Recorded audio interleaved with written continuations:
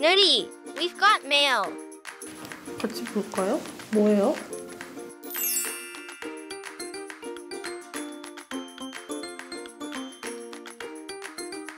It's January 6th, but they're having a Christmas Eve party. 그러게요. 왜 크리스마스 전야제를 1월에 하죠? Let me find out. A Christmas party in January. I wonder what kind of party it will be. Hello, hi. Thank you for inviting us. 여기 바로 이 파티가 열리는 곳인가 봐요. 오, 크리스마스 트리가 있고. There were delicious-looking, never-before-seen foods. Nice to see you. Nice to see you again. And finally, I found the Belarusian ambassador.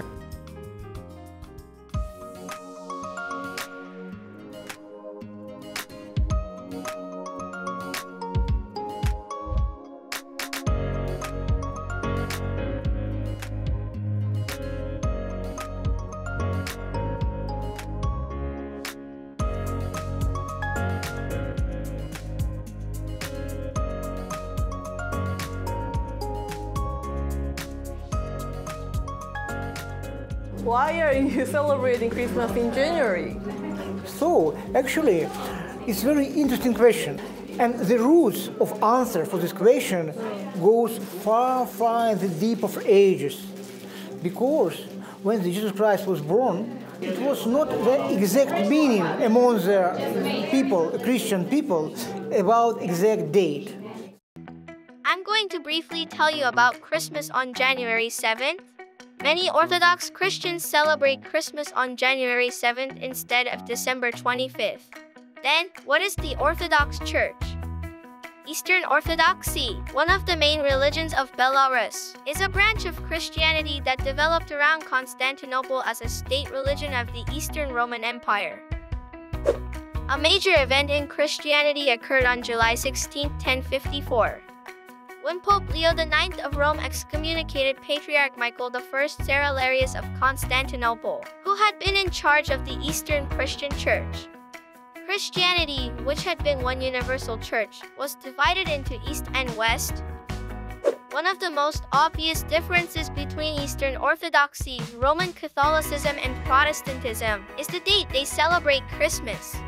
The Eastern Orthodox Church celebrates the birth of Jesus on January 7th, not December 25th. It's because of their different calendars. The Eastern Orthodox Church uses the Julian calendar proposed by Julius Caesar, while the calendar used worldwide is the Gregorian calendar established by Pope Gregory XIII in the 16th century. That's why Christmas Day is celebrated differently. It was an 11 minutes difference between Julian calendar and the solar year, like it was after the Julian calendar was imposed.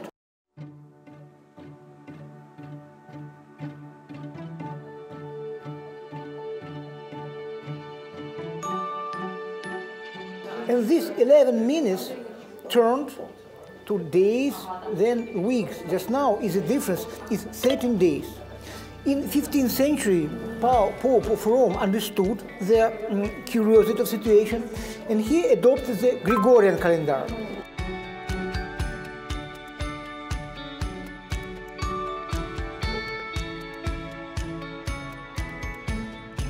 So today, if we just to simplify, today, according to the Julian calendar, it's not the 7th of January, it's still 25th of December. Oh, wow. Is the problem.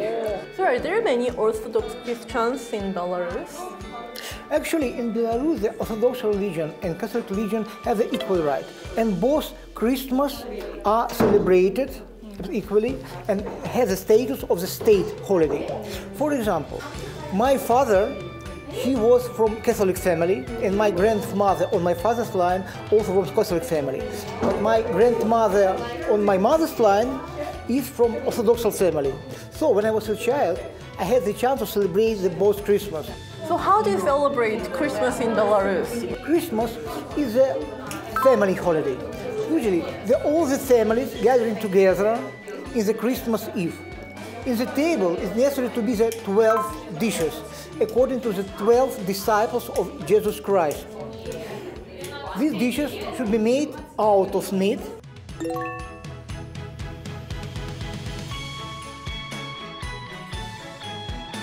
So all the family are gathered at the table, and it is prohibited to start eating before the first star appears in the sky. And after the first star appears in the sky, the people start eating and celebrate. Now it's time to have fun.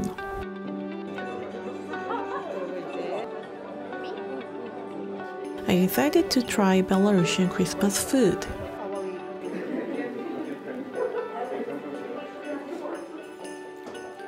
It was my first time tasting Belarusian food. Many people around me were kind enough to tell me how to eat the food. Is it yogurt? Yes, sugar. Thanks to their help, I was able to fully enjoy Belarusian food. 맛있어요. 여러분 이거는 뜨거운 와인이에요. 와인이 따뜻해요.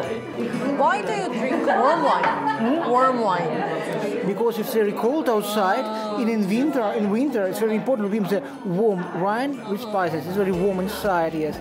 Cheers. Cheers. Cheers. Cheers. And this is what? 맛있어요. 맛있어. We also had time to find out more about Belarusian Christmas. Koляды in Belarusian language is a name of a folk winter holiday. It's not just one day, it lasts for almost 12 days, starts from January 6th, which is today, and ends on January 19th. Belarus Christmas traditions were very interesting. I wasn't the only one paying attention to the presentation. 이쁜 옷 입고 하니까 그냥 기분이 좋은데요? 그리고 조금 우리는 지금 새해잖아요. 어떻게 보면 그러니까 조금 더 시간이 길어진 것 같은 느낌? 꿈속에 있는 느낌이 좀 드는 것 같아요. 솔직히 책으로만 이런 문화 같은 걸 배웠는데 이렇게 직접 경험도 해보고 공연하시는 것도 보고 하니까 훨씬 더 벨라루스에 좀 더 가까워질 수 있었던 시간이었던 것 같습니다. I was also curious about the thoughts of Belarusians invited to the party. 처음에 공부를 하러 왔다가 이제 대학을 다닐 때 저는 결혼도 하고 한국에서 여러 가지 활동도 많이 하고 네, 저 오랜만에 벨라루스 사람들과 함께 이렇게 행사하니까 너무 뿌듯하네요. It feels very relatable, very just I love it. We are happy and proud to have our guests and our colleagues here in the event to communicate, to show our culture, so I'm happy. She also told me about interesting Belarusian Christmas traditions. We let everybody try a piece, maybe to make some wish and then eat. I made my wish, so great. We'll gather together in the year, and then you'll say, is it come true or no? Okay. I'll let you know. It's very good. Yes, thank you so much. We could also see traditional Belarusian performances.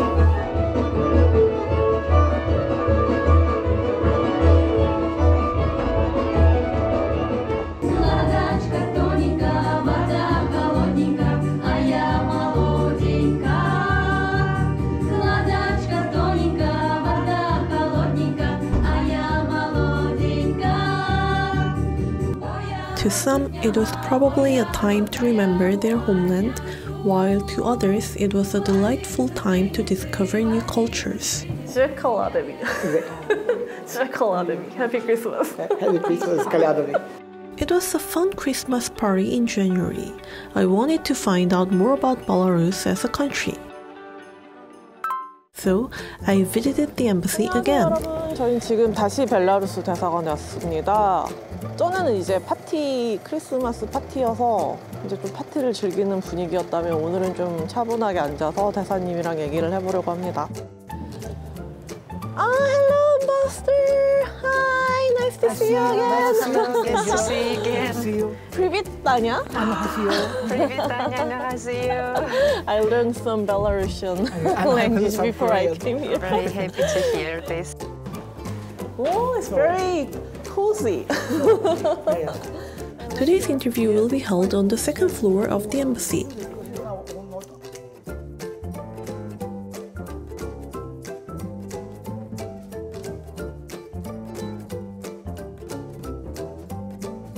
This is Bison, the symbol of Belarus.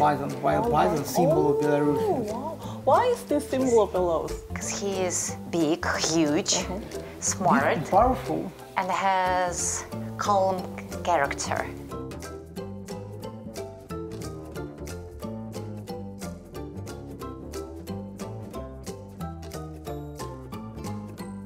It's not painted. It's made with a small piece of wood, different kinds of wood. These are Minsk sightseeings. Minsk is the capital of Belarus, and here are the great monuments of it. Yes. Do you remember that red castle church, Catholic church, red one? This is it. This is the entrance of the city. Actually, in Belarus, the architecture of Belarus is also one of the very famous things about the country. We have more than 20 different kinds of castles, and every castle has their own history.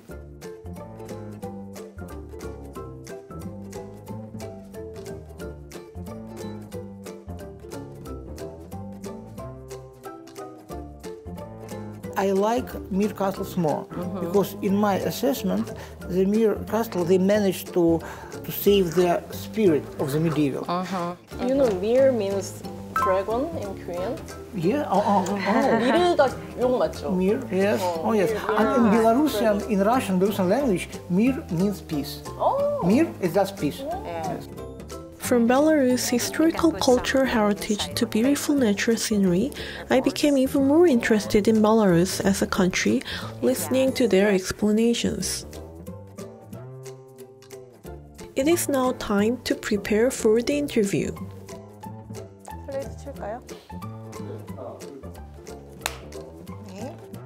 My first question was from TokTok's research.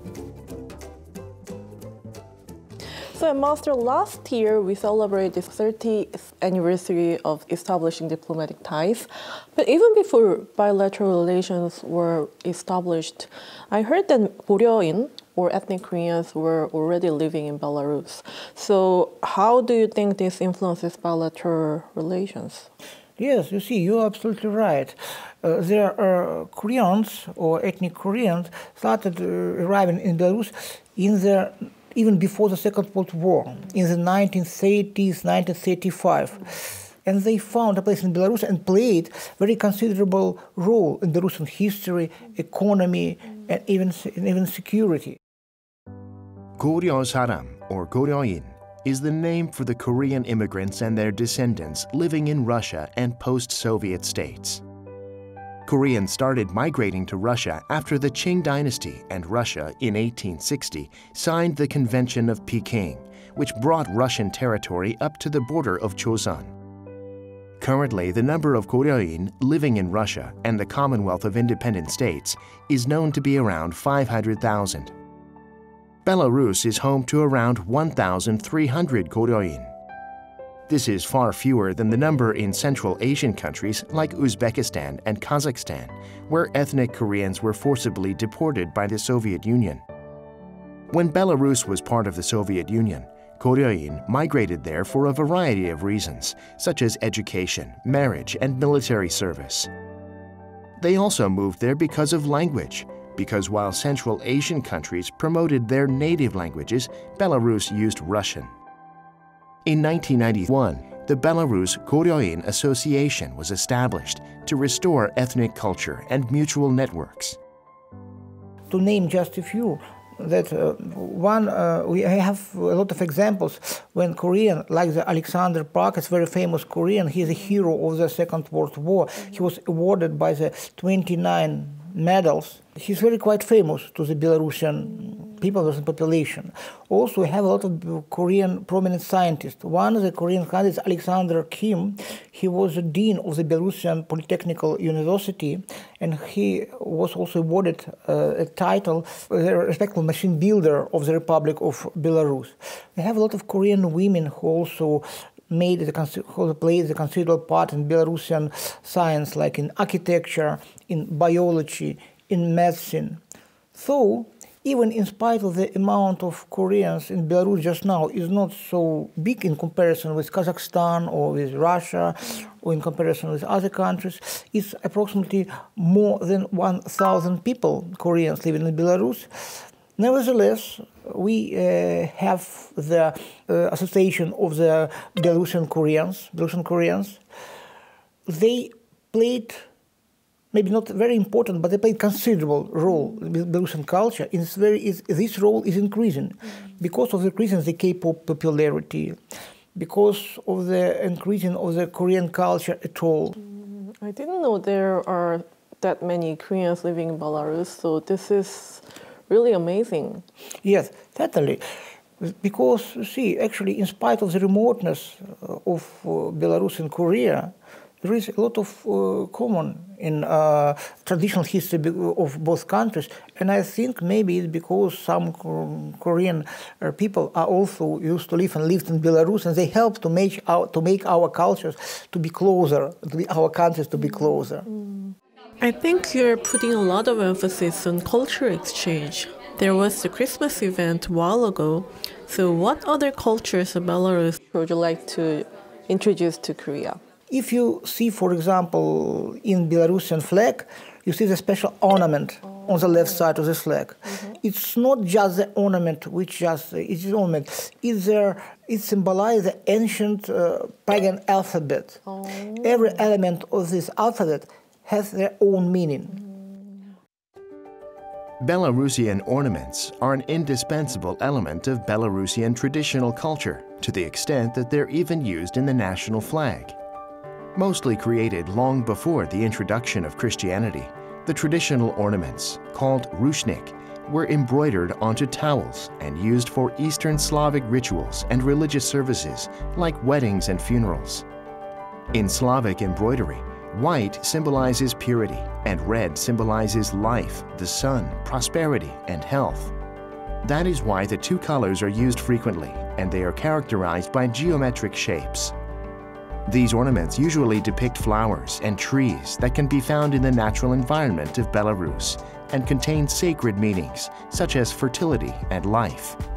For example, the big tree in Belarusian traditional patterns symbolizes immortality and eternity, while the diamond-shaped design depicts a sown field or the sun and is a symbol meant to chase off bad luck. A diamond in a diamond symbolizes nature awaking in spring, and there are various patterns that contain meanings of nature. Also, certainly, regarding the prominent feature of Belarusian culture, it is their architecture. It takes their roots from the maybe 11th or 12th century. Some monuments were built even in 9th century, and it symbolizes the unique mixture of the East and West culture. There are many things happened in this area of Belarus. It was the great duchies of Lithuania, and Belarus was the imminent part of great duchies of Lithuania. The national language of great duchies of Lithuania was, by the way, Belarusian. Belarus was also some in union with Poland. We share the common history. We experienced a big wave of East culture from Russia. And that is why even all this mixture brings the unique culture of the East and West. And later I describe more about Belarusian castles, but I have to say that this one is very interesting, and we are going to make the exhibition in Korea devoted to Belarusian castles especially. Every castle and palace has their own fairy tale or old legend. Wow. And people who visit it should be prepared to meet the ghost of princess, or to find the treasure, maybe it's the walls of the forest. Another treasure of Belarus certainly is the nature, because nature is quite unique. We have almost whole territory of Belarus are covered by forest. Forest is a unique heritage, because even in the territory of Belarus, there is an ancient forest in Europe situated in the Belarusian forest. The 70% of this forest situated in the Belarusian territory and 30% in the Polish territory. It's a unique heritage and included in the UNESCO heritage. It's a unique place, and I will definitely recommend everyone to visit this place, especially taking into account that the residence of the grandfather Frost, the Belarusian Santa Claus, is situated in this Belarusian forest. It is open for public every year, and everyone could get present even in summer. If he or she came to visit the grandfather Frost during any time of the year. He's living in there. Yes, yes. Lastly, is there one message that you'd like to convey to our viewers through this interview? Actually, just now, in our world, there are a lot of contradictions. Old world are being destroyed, and what the new world would be looks like, nobody knows. But it depends on us. What we leave for the next generations, and what new world would look like. And I think the best way to find the mutual understanding of shaping the future world is to find the common points of discussion. And I think the culture and history is the best way to conclude and to connect people, because people should not forget their history. People should think about the future, and making bridging between history and future helps to avoid us making mistakes of the future. Thank you very much, Ambassador. Thank you for speaking with us today. I learned a lot new things about Belarus and our history between Korea and Belarus. So thank you very much. Thank you, Ms. Angela. Thank you for coming. So how do you say thank you in Belarusian? Дякую. Дякую. Дякую. Дякую, Ambassador. 감사합니다. I was able to enjoy a special Christmas party in January and learn many new things about the country of Belarus. We say on Christmas, "Glory to God in the highest, and on earth peace and goodwill toward men." But I felt uneasy in one corner of my heart. Is it because of the war? 전쟁이요? Belarus neighbors, Russia and Ukraine are at war. And Belarus appears in the news a lot because of the war. Now that I think about it, Belarus was mentioned a lot in news articles on the Russia-Ukraine war. I wondered what the ambassador's thoughts were on the war going on nearby. So I visited the Belarusian embassy again. Okay, so Ambassador, after the Christmas party, I had these questions. During the Christmas, we all pray and hope for the peace, but your neighboring countries are not at peace. You're absolutely right that just now situation in our southern borders are very complicated. This situation is a tragedy for the all Slavic people, I have to say, because people who share common history, common culture, people who used to live in one state, just now in a very serious situation. Actually, the position of our government has been and remains unchanged. We are in a position that every conflict and any contradictions could be resolved only in the negotiation table, not in a battlefield. Recently, I read an article that your president said in Zimbabwe. He said he's ready to support assistance to Russia if Russia needs it. So what's your take on that? You see, actually, because Russia is our ally, like, for example, the United States, the ally of South Korea, when speaking about assistance, I would like to bring your attention to the situation that this assistance is not aimed against Ukrainian people. A lot of countries just now sending their weapons to fight against Russia. No one Belarusian soldiers participated in this conflict. Belarus never sent the arms weapons, all our support to Russia is not, there's not military character. It is only because it reflects only the desire of humanitarian support or support some any other things, not military. So how do you think peace can be achieved? I think the peace should be achieved only through negotiation table only. My message was stop blaming each other, stop finding out who are right and who are wrong. And instead of it, it's better to sit and try to find the decision which would be not mutually acceptable for everyone who is involved in conflict. Just now the new system has been destroyed, I mean the new system, the old system of security. What would be new system of security looks like, nobody knows, but it depends on us. And we have to do everything not to be ashamed what we have done when future generation will see in the history and ask us through the times. It's only my personal opinion. But I feel that the peaceful decision is always better than military conflict. We are now in a complicated and difficult situation. But I sincerely hope that we will all overcome this situation soon and that peace will come to the world. So I think the main idea that the Christmas should unite people. 제가 언어를 너무 공부하고 싶었어요. 저는 한글이 너무 아름답다고 생각을 하고. I have always been wanting to visit another country to see if the life is different there, and I really love living in Korea.